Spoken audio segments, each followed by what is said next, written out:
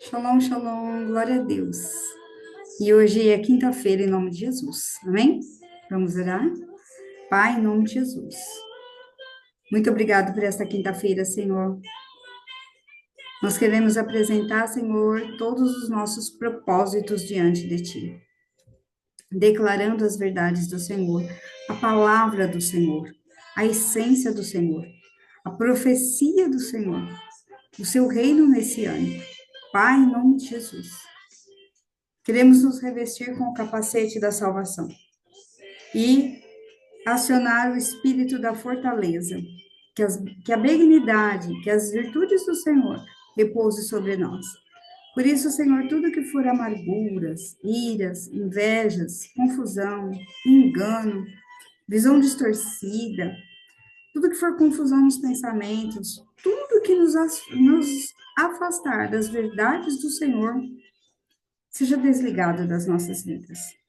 Nós queremos que o Senhor continue falando e ministrando em nosso coração. Que o Senhor possa falar conosco através dessa palavra hoje, Pai, para que ela edifique, Senhor, o nosso corpo, alma, espírito, mente e coração. Sejamos edificados no Senhor. Queremos aprender do Senhor, que é humilde e manso de coração. Fala conosco, é o que nós te pedimos, em nome de Jesus. Amém, queridos? Em nome de Jesus? Glória a Deus, né? E hoje eu também preparei um material para vocês. É um slides. Compartilhar com vocês. Tá?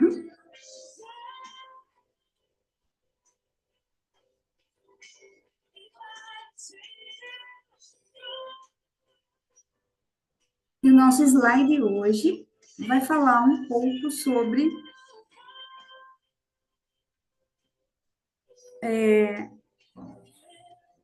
a letra chat, né? Que significa a letra da vida, né? Que também significa estar vivo. Por que nós vamos falar dessa palavra, dessa letra hoje, né? Porque, na verdade, esse Yom Teruah de 5.785, a junção dele vem com uma força de 8. E 8, no hebraico, essa letrinha chat, né? Que ela tem vida, que ela traz essa vivacidade, né? Vamos à nossa palavra hoje, primeiramente, né? A nossa palavra hoje, ela está em... a frase, né? A frase de hoje está em Mateus, capítulo 6, 24. Então, o Senhor Jesus estava ali orientando as pessoas e ele disse assim: olha, ninguém pode servir a dois senhores, porque há de aborrecer um e amar o outro, ou se devotará a um e desprezará o outro. Não podeis servir a Deus e as riquezas. Ou, em outra tradução do aplicativo, diz a Deus e a Mamon, né? Ah, mas eu não vou servir a Mamon. Hoje nós vamos aprender um pouco essa questão, mas depois, acho que na sexta semana, eu vou falar mais um pouquinho sobre isso, porque às vezes nós achamos, queridos, que nossa motivação está toda no Senhor. E não, nós estamos bem preocupados, né? Mas eu não vou me preocupar com a minha vida? Sim, o Senhor, ele nos dá essa observância, né? Claro que nós vamos ser pessoas fiéis, devotadas, prudentes, bom testemunho para os homens, diante dos homens e diante de Deus. Mas nós temos que tomar um pouco de cuidado, queridos, com aquilo que vai nos arrastando sem a gente perceber. O nosso coração vai ficando cada vez amargurado, adoecido, e isso é uma causa que não percebemos, sendo que a palavra já está orientando, né? Então, a nossa palavra hoje está em Isaías 58. Isaías 58. Diz assim, a palavra do Senhor.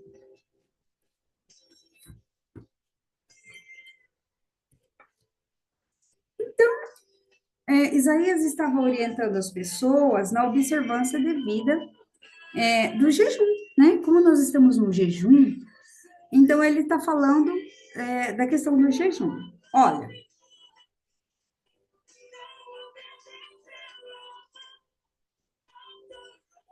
clama a plenos pulmões, não te detenhas, ergue a voz como a trombeta e anuncia ao meu povo a sua transgressão e à casa de Jacó os seus pecados.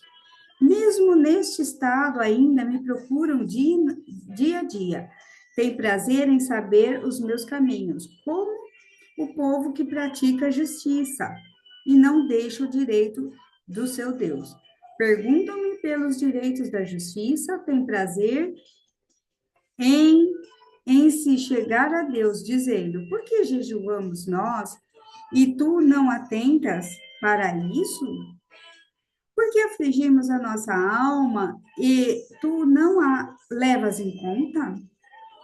Eis que no dia em que jejuais, cuidai dos vossos próprios interesses e exigis que se faça todo o vosso trabalho. Eis que jejuais para contendas e rixas e para ferirdes com punhos iníquos, jejuando assim como hoje, não se fará ouvir a voz no alto. Seria esse o jejum que eu escolhi? Que o homem um dia aflige a sua alma, incline a sua cabeça como o junco e estenda debaixo de si pano de saco ou cinza? Chamarias tu a isso um jejum e dia aceitável do Senhor? Então, Isaías estava aqui na parte do Senhor, né? Porque eles estavam jejuando, mas para buscar coisas do seu próprio proveito. E o Senhor falou: olha, não, não é para isso. O jejum tem que ser para se aproximar de mim.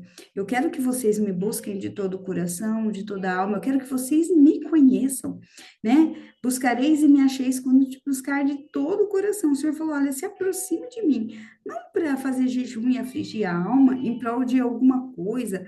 Ah, um propósito. Ah, eu quero, né? Que se abre uma porta de emprego. Queridos, olha, às vezes. As pessoas fazem algum jejum por conta disso, sim, porque às vezes tem um impedimento. E o jejum, ele não é para abrir a porta de emprego, mas o jejum é para que você enxergue aquilo pelo qual está impedindo. Será que ainda é uma brecha em nós? Então, por isso nós fazemos um jejum, para que nós tenhamos visão, tá? Então, isso é muito importante. E aí, 9. Aí ele continua, né? Porventura, não é esse o jejum que eu escolhi, que soltes as ligaduras da impiedade, desfaça as ataduras da servidão. Então, é para isso, tá? Para que o Senhor queria? Então, olha, vocês estão fazendo jejum, né? Deixes livres os oprimidos e despedaces todos os jugo? Porventura, não. Não é também que reparta o teu pão com o faminto e escolhas em casas de pobres desabrigados, e se vires o nu, o cubras, e não te escondas o teu semelhante? Então, romperá a tua luz como a alva, e a tua cura brotará sem detença. A tua justiça irá diante de ti, e a glória do Senhor será a tua retaguarda. Então clamarás o Senhor, serás a tua retaguarda. E responderá e gritarás por socorro, e ele dirá: eis-me aqui. Se tirares do meio de ti o jugo, o dedo que ameaça, e falar injurioso, se abrires a tua alma, o faminto, e fartares a alma aflita. Então, a tua luz nascerá nas trevas, e a tua escuridão será como o meio-dia. Então, tudo virá à luz. O jejum não é apenas para, né, te tirar de uma condição de que você está preso por ataduras. Não, mas o jejum é para que você tenha visão. 11, o Senhor te guiará. Então, aí sim, o Senhor te guiará fartamente a tua alma até os lugares áridos e fortificará os teus ossos e serás como um jardim regado. Ah, então virá a resposta. E como um manancial cujas águas jamais faltam. Os teus filhos edificarão as antigas ruínas, levantará os fundamentos de muitas gerações e será chamado reparador de brechas. restaurador de veredas, para que o país se torne habitável. Então, o Senhor quer que nós tenhamos respostas, e não somente as respostas, mas também o Senhor deseja que os nossos olhos se abram para que a luz entre e a gente veja o que está de irregular. Será que, pelo menos uma vez por ano, nós podemos fazer esse balanço em nossas vidas? Será que nós podemos fazer? Olha só, 5.785 agora de Rosh Hashanah, letra Shet, da junção da 8. E 8 é a oitava letra do alfabeto hebraico, é a letra Ret. Significa vida. Você pode permitir que a vida entre na sua casa? Você quer se manter vivo, né? Então, vamos pensar um pouco naquilo que nós estamos fazendo, praticando, exercendo. Olha só, ret, ret é a porta da vida. Provérbios 3:22. Porquanto serão vida plena para a tua alma, valiosa joia ao redor do teu pescoço. Por que valiosa joia no teu pescoço? O pescoço fala muito de escravidão, né? Então, era o lugar onde os bois ali tinha aquele junco, aquela canga, né? Para poder roçar todo o campo, né? Então, o que o Senhor quer colocar? Uma joia valiosa em volta do nosso pescoço, né? Ou seja, o Senhor quer abrir as portas. É a porta da vida. O Senhor quer que essa porta de oportunidade venha se abrir na nossa vida. Mas para que essa porta se abra, eu tenho que me posicionar. Isso é muito importante mesmo. Essa letra também ela fala da vida, de estar vivo, a verdadeira vida que vem do quê? Da devoção e da adoração ao Senhor. Então, Ret também é o número da graça, também é o número da sabedoria, Rohima, sabedoria que vem do alto, né? Muitas vezes, queridos, muitas vezes nós passamos por momentos de muita aflição, lágrimas. Talvez você não está vivendo isso, mas talvez já passou por momentos muito, muito intensos isso. O Senhor Jesus, ele é um governo sobre nós. Ontem nós aprendemos sobre isso, que as chaves de governo estão sobre o seu ombro, né? O ombro fala da responsabilidade, daquilo que eu carrego. Então, o que o Senhor quer? O Senhor quer que nós, como filhos que estamos buscando nesses períodos, colocamos todas as nossas áreas diante dele e começamos a analisar. Isso é muito importante. Salmo 58:8 diz assim a palavra: Tu contas todas as minhas aflições, ajuntas minhas lágrimas no teu odre. Olha que maravilhoso, queridos. Não pense que as suas lágrimas não são respondidas. O Senhor diz que ele recolhe e põe todas em um odre. E acaso não estão anotados em teu livro? Então o Senhor tem um livro, tá? Yom Kippur, o livro vai se abrir. Você vai ter a concessão do Senhor escrever um ano todinho para você. O que é que você vai fazer com o seu tempo e os seus recursos? Você vai se mover em favor do reino e da justiça do Senhor? Você vai patrocinar a obra de Cristo? O que você está colocando como prioridade na sua vida? Tá? Será que o Senhor é prioridade na sua vida? Será que o propósito dele para a tua vida é o propósito que você tem estabelecido como meta? Mas Ret é o número dos novos começos, né? Então a gente vai ver o quê? O pacto da circuncisão, que ocorre no oitavo dia da vida de um menino judeu, né? Que marca o início da sua vida. Havia 8 almas salvas durante o grande dilúvio de Noé. O Senhor reafirmou o seu concerto com Abraão 8 vezes.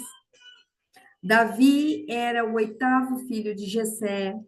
Sukkot, tabernáculos, é um festival de 8 dias, né, do casamento de Jesus com a noiva.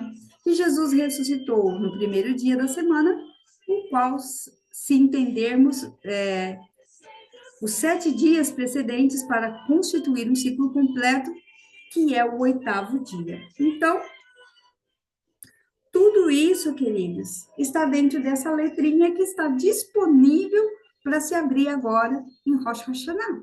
Né? Então, nesse novo período, o Senhor está liberando o quê? Olha só o que mais que essa letrinha ela representa.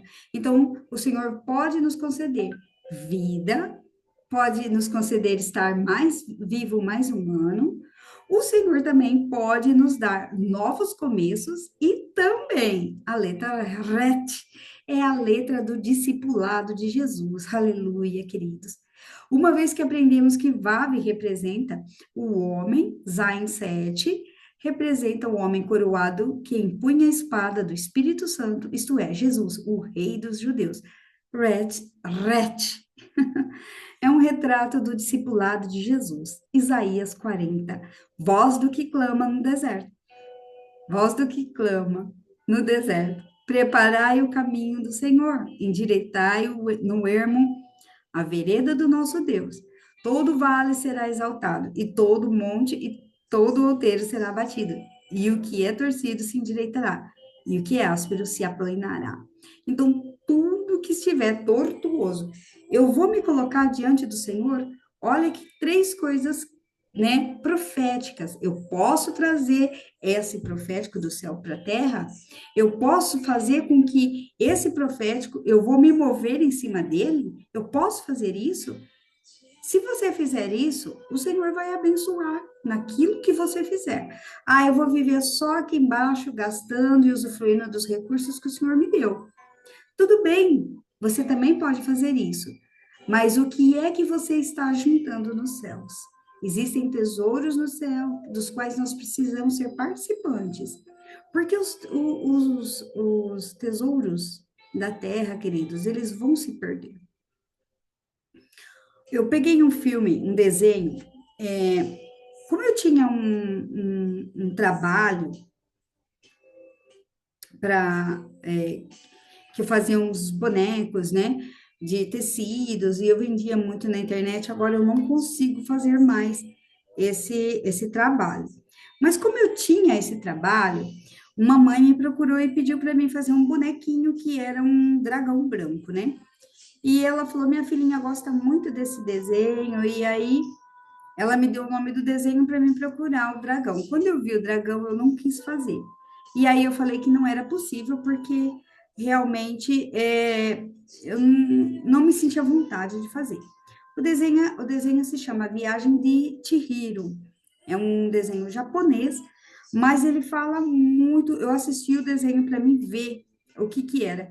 Então, é um casal japonês que tem uma menininha e eles vão para um lugar de mudança e eles passam por um portal. E quando eles passam por um portal, eles vão cair no mundo espiritual. Então, ali, queridos, nossa, você vê todo o movimento dos espíritos e como eles deportam as pessoas. Então, tinha um banquete de comidas para os deuses, né, que eram sapos, tudo nesse desenho. E aí as pessoas ficavam ali desesperadas. Então, o casal, que eram os pais da menina, chegaram ali e começaram a comer. E comeram. E o Deus que eles estavam servindo era um porco. E eles dois se transformaram em porco. E aí, depois que eles comeram bastante, que eles foram se transformar em porco, a menina entrou desesperada procurando os pais e ficou, né, assustada quando viu aqueles pais que viraram porcos. E aí aparece um mestre, né, e diz assim: Nossa, que ousadia dos teus pais comerem a comida dos deuses. E aí eu falei para o marido: olha, realmente, quando a pessoa consome aquilo que pertence àqueles deuses daquele lugar, elas se tornam a característica daquele deus. E depois, a gente mais para frente vê uma casa de banhos, que Japão tem bastante, o desenho mostra isso, e vai chegando um espírito muito fedorento com lodo. Então, ele vai andando assim, com aquele lodo derramando, aquele lodo. E quando ele chega na casa de banho, ele tem que pagar para entrar, para tomar um banho, para se limpar lá. E quando ele vai pagar, ele abre a boca, ele vomita. Quando ele vomita um monte de coisas da terra. É incrível, queridos. Ele vomita computadores, celulares, bicicleta, tudo enferrujado. Eu falei para o marido: olha, realmente, como diz a palavra, né? Que as riquezas dessa terra, elas vão enferrujar e apodrecer. E ele vomita tudo aquilo lá, e a dona, que era outro espírito, que era a dona da casa, ela fica desesperada. Então, quando eles vão pôr a mão naquelas coisas que ele traz da terra, que ele foi consumindo dos seres humanos, aquilo lá se torna ouro, que são as riquezas da terra. E aí aqueles espíritos caem em cima, desesperado, catando aquele ouro, catando, catando, e ele paga e ele ganha um ticket para tomar um banho, para tirar aquela sujeira, e ele volta limpo para a terra novamente. Quando eu olhei tudo isso, eu falei: meu Deus, Senhor, o que é que nós estamos ajuntando?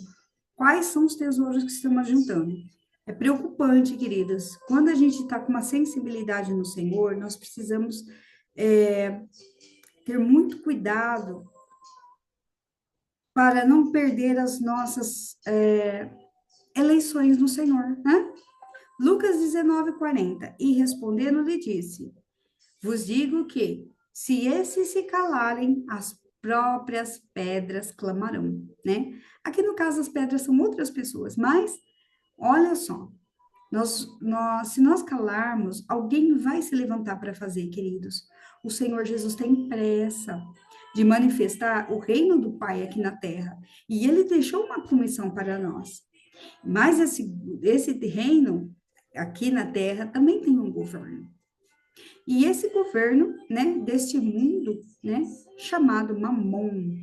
Esse Deus aqui também chamado Limiel, né? Depois, mais para frente, eu falo um pouquinho mais sobre ele, que é Mamon. Mateus 6:24. Ninguém pode servir a dois senhores, pois odiará um e amará o outro, ou se dedicará a um e desprezará o outro. Vocês não podem servir a Deus e ao dinheiro. Ah, mas eu não estou servindo o dinheiro, eu estou me beneficiando dele. Queridos, não é isso. Juntamente com o ganho do dinheiro vem uma ganância tão desenfreada, uma loucura, um desespero. E eu até estava atendendo uma pessoa e a pessoa está bem adoecida. E ela falou para mim: estou adoecida, pastora, porque eu tenho um marido, e meu marido era um policial penal. E ele estava ganhando muito bem, um salário muito alto dentro da instituição, porém, eles se juntaram em mais 5 e eles começaram a desviar o dinheiro, porque o Estado paga bastante para a instituição e não sei de que forma eles conseguiram desviar. Alguém tinha acesso aos recursos, né, na instituição, e eles estavam dividindo o dinheiro. E aí, quando pegaram, descobriram, ele foi exonerado do cargo e está rolando o processo. Então, uma pessoa não só se contenta com o que tem, ela quer mais, mais, mais, mais, mais, mais, mais. E ela aí o que acontece, né? São correntes que prendem os braços, os pés, o pescoço, e a pessoa se perde, né? A palavra de Deus também fala que o Deus deles é o estômago, e fome, fome, fome, ganância, comer, comer, comer. Nessa doença, nessa ganância, perdão, nós vamos ver ansiedades deste mundo, né? Que também podemos chamar de psicoses, que são os estados de limites do psiquismo humano. E nessa busca desenfreada, né, de viver isso e esquecer do reino do Senhor. Queridos, isso aqui não é para o mundano. Isso aqui é para os crentes do Senhor, os cristãos que aceitaram o Senhor Jesus. Então, eles vão esquecendo. O Senhor Jesus nos dá poder e autoridade, nós nos movemos e nós conseguimos ganhar. Somos frutíferos. Há uma palavra do Senhor que diz, né? Multiplicar e frutificar foi a bênção de Abraão, de Adão. E depois o Senhor abençoou Abraão com uma multidão de filhos e disse: a sua descendência será poderosa. Então, nós precisamos tomar muito cuidado, queridos, com o que nós estamos fazendo, porque podemos desviar sutilmente. E nessas ansiedades, nós caímos nos envolvendo como o próprio sistema. E aquela esposa falou para mim: meu marido se envolveu no sistema deles lá. Viu todo mundo ganhando e também falou: quero também comer um pedaço deste bolo. Agora está exonerado e provavelmente vai ficar queimado a ficha dele, né? Então, de policial penal a quase um preso. Olha só que perigo. Então, com essas ansiedades do mundo, né, que nós vemos aí, que Limiel, né, que Mamon é o Senhor. Queridos, ele é o único chamado na Bíblia de Senhor e que realmente ele é o Senhor. Ele é o Senhor, queridos. Não vos engane. Pastora, mas também viver, né, numa situação financeira desfavorável é difícil, queridos. Mas o bom seria a gente ter ponderação, né? Estava conversando com um dos meninos lá dentro do presídio e ele falou assim para mim: doutora, eu estou aqui, mas eu fazia viagens de carga roubada. Eram,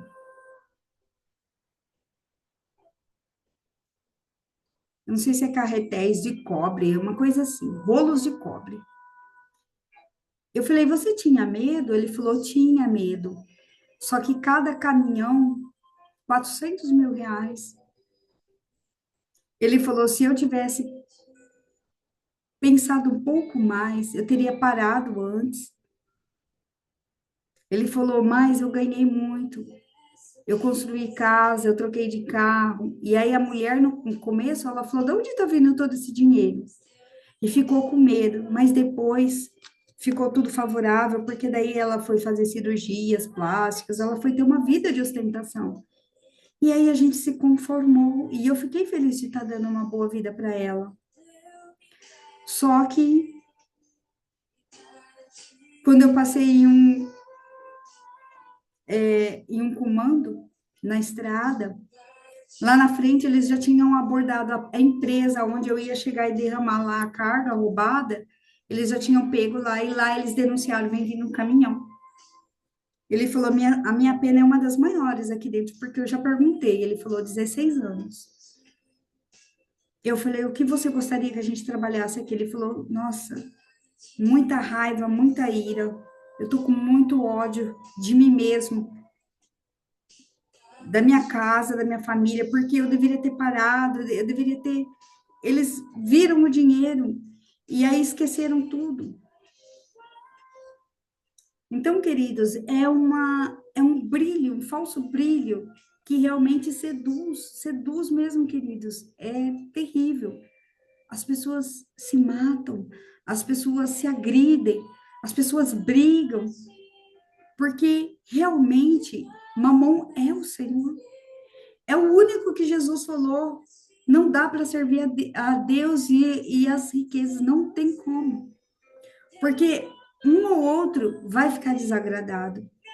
E com isso vem as frustrações, os traumas mentais e o negativismo. Isaías 49:15. Depois vocês leem, tá? Hoje eu não vou ler porque meu tempo está um pouco, né, curto e eu tenho uns compromissos mais cedo hoje, né?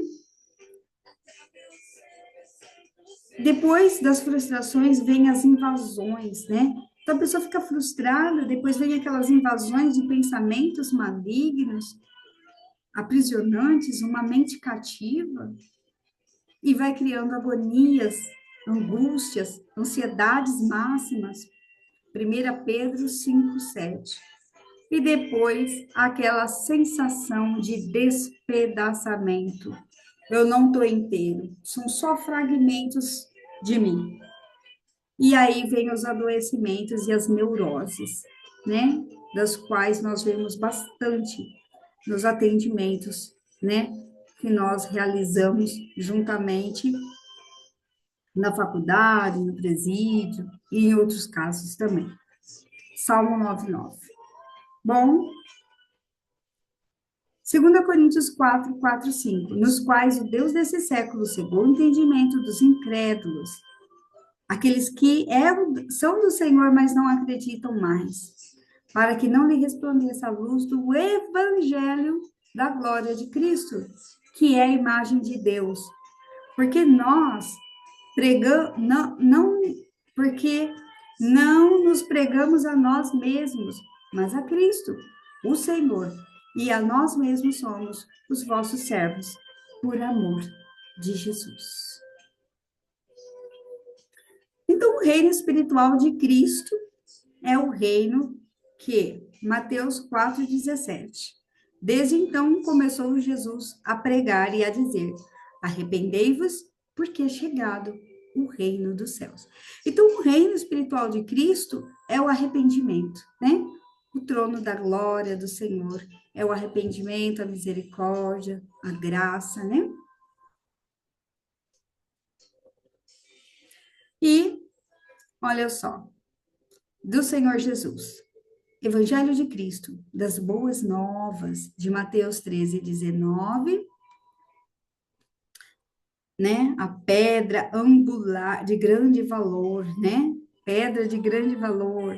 O Evangelho do Reino, tesouro escondido, Mateus 13:44.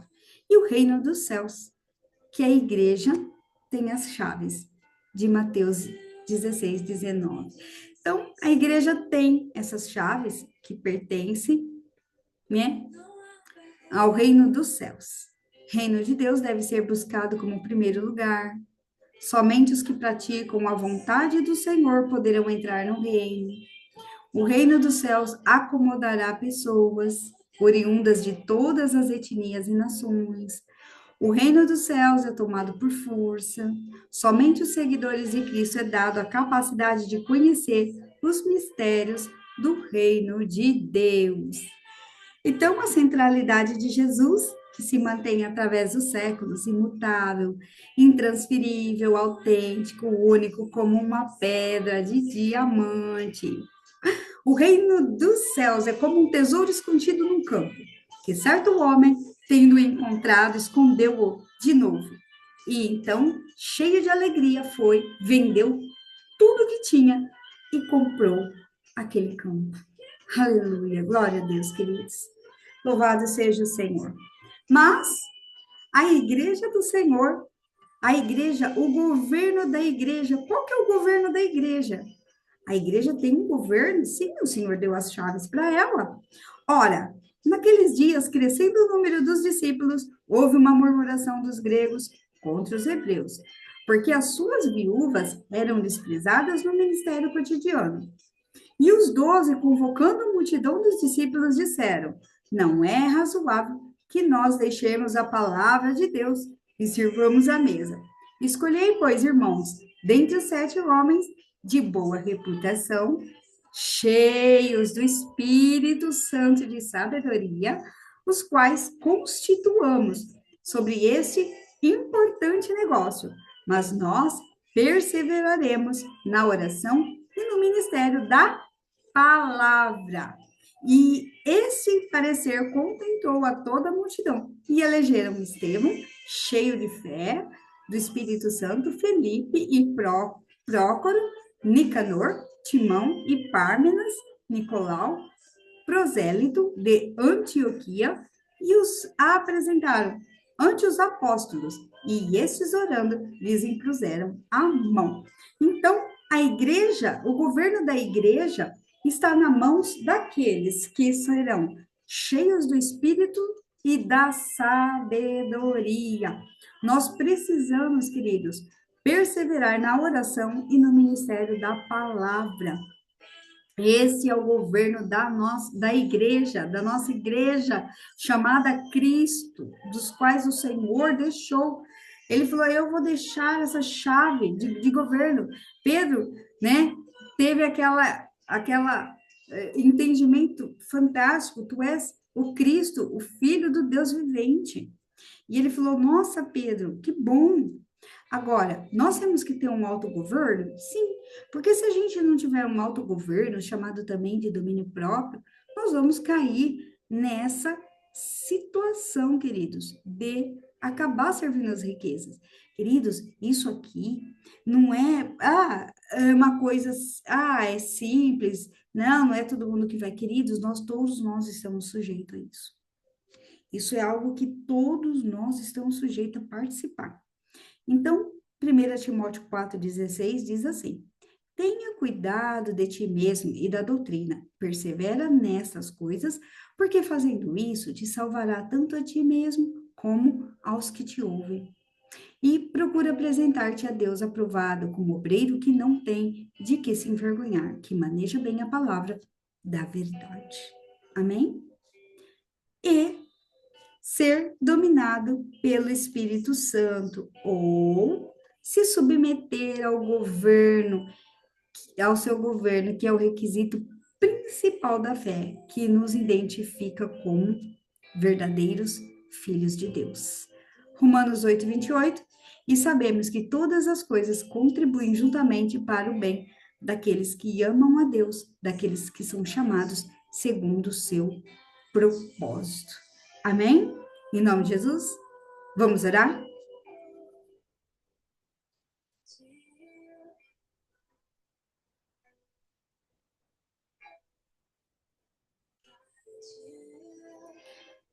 Pai, muito obrigado por esta palavra, Senhor. Nos ajude a andar, Senhor, conforme a sua vontade. Que sejamos cheios do teu Espírito Santo e da palavra do Senhor. Nós sabemos, Pai, que na ação dos apóstolos fica bem explícito o reconhecimento da soberania de Deus sobre a sua igreja. E até onde nós temos conhecimento, o princípio da soberania divina foi o ponto de partida para a instituição do governo da igreja primitiva. Pai, muito obrigado, Senhor. Ah, Deus querido, nos livra, Senhor, de ser adoecidos todos os dias pelo comando do sistema desenfreado. Nos livra, Senhor, deste medo constante e intenso de um completo abandono real ou fantasiado, que nos leva, Senhor, a constituir a nossa mente de Cristo, as neuroses, de uma constante luta interna e externa, autodestrutiva, que vai fazer o Senhor com que nós vamos nos afastando da realidade de Cristo. Senhor, nos ajude, Pai. Traga-nos de volta para a centralidade de Cristo, através do teu Espírito Santo. Ó, Pai, em nome de Jesus, é o que nós te pedimos, Pai. Que esse jejum, Senhor, venha fazer com que nós nos aproximemos de um governo do eterno. Que o seu governo seja, Pai, poderoso sobre as nossas vidas, nosso coração, nosso propósito, nossas motivações. É o que nós te pedimos em nome de Jesus. Ah, Senhor, tu contas todas as nossas aflições e ajunta as nossas lágrimas no odre. Acaso não estão anotados os nossos nomes no livro da vida? Oh, Senhor, nos ajude, Pai. É o que nós te pedimos em nome de Jesus. E assim seja. Amém, queridos? Queridos, Deus abençoe cada um de vocês, que vocês sejam cheios do amor, da graça, da perseverança do Senhor. Amém? Peça ao Senhor nesse jejum. Abre os meus olhos, Senhor. Abre o meu entendimento. Não permita. Eu preciso ganhar. Eu preciso ter recursos. Eu preciso cuidar da minha casa. Porém, Senhor, eu não posso me perder na ganância desse mundo, porque senão eu vou agradar mais o outro Senhor e o Senhor ficará de lado. Nos perdoa, Senhor, pelas ganâncias do nosso coração. É o que nós te pedimos em nome de Jesus. E assim seja. Amém, queridos? Deus abençoe em nome de Jesus. Até amanhã. Shalom, shalom.